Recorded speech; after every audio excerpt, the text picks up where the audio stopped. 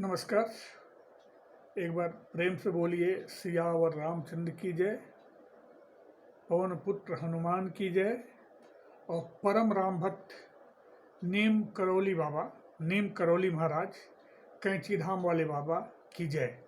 आज शनिवार का समय है, शाम का समय, और ऐसे ही कुछ चिंतन मनन कर रहा था, कुछ महान भारतीय भक्तों के बारे में, संतों के बारे में कुछ मतलब कि ऑनलाइन अध्ययन कर रहा था, पठन कर रहा था।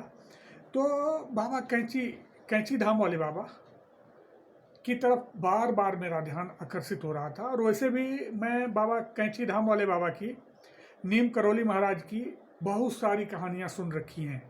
उनके चमत्कार की कहानियाँ, उनके एक सिद्ध संत बनने की कहानियाँ।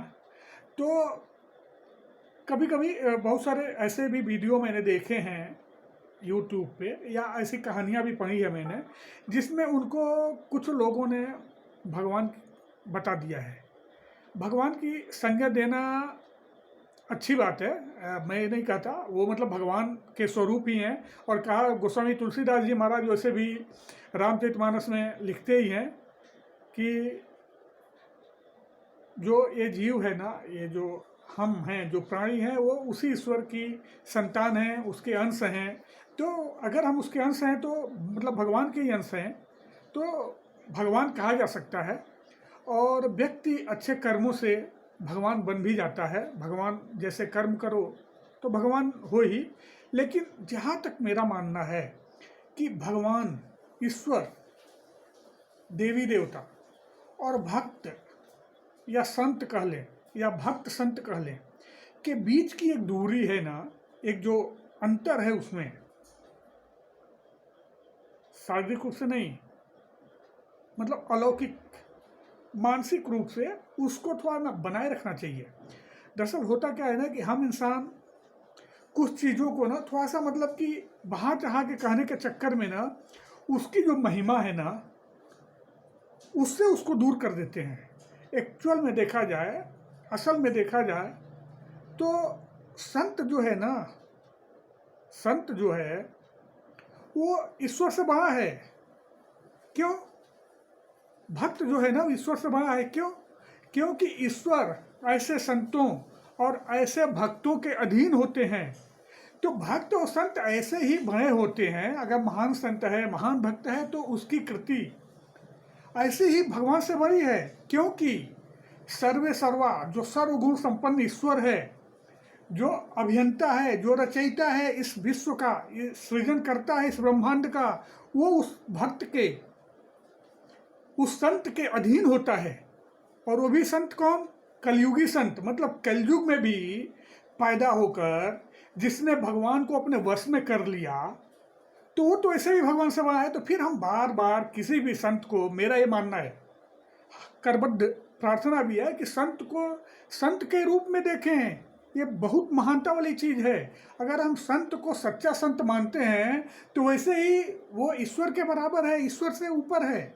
तो हम बार बार किसी संत को ये कहना कि ये भगवान थे, मतलब मुझे ये बात, मतलब कि फिर से मैं वही कहूँगा कि ईश्वर जीव अंश अविनाशी, हम सभी उसी ईश्वर परमात्मा के अंश हैं, तो ईश्वर ही हैं। लेकिन हमेशा संत को संत ही रहने दीजिए और ईश्वर को ईश्वर रहने दीजिए। क्योंकि मैं बहुत सारे यूट्यूब पे वीडियो देखते रहता हूँ संतों का। कुछ संतों को ये बताने की कोशिश की जाती है कि नहीं नहीं, ये भगवान ही थे। फिर से मैं वही कहूँगा, वो भगवान नहीं, भगवान की कृति है। संत हो जिसने भी इस कलयुग में इस पृथ्वी पर जन्म लिया, जिसका भी अवतरण हुआ, कलयुग की बात कर रहा हूँ, मतलब अब सतयुग और त्रेता और द्वापर में मत जाइए आप लोग। वो क्या है कि वो इंसान भगवान का अंश है, इसमें कोई भी दो राय नहीं है।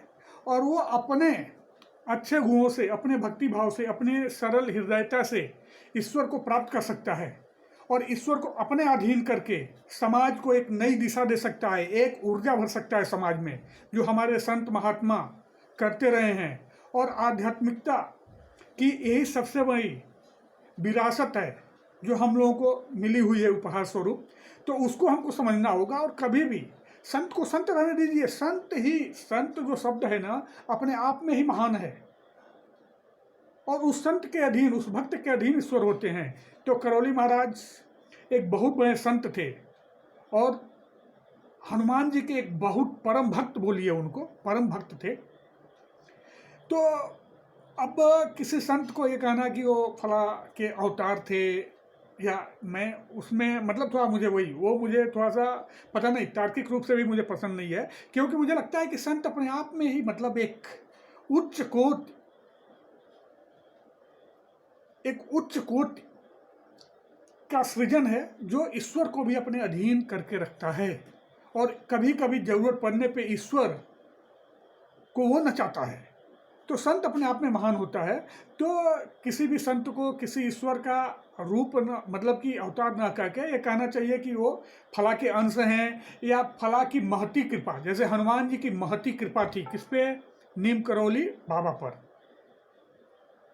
तो ईश्वर की कृपा पाना ही एक बहुत बड़ी चीज़ हो गई ये कल युग में। फिर बार बार ये कहना कि जैसे मैं अभी थोड़ा सा अलग जा रहा हूँ। जैसे अभी साईं बाबा हैं, बहुत सारे लोग भगवान ही बोलते हैं, और पूजा भगवान बोलना ठीक है, लेकिन एकदम भगवान मतलब कि उनको संत रहने दो ना भाई।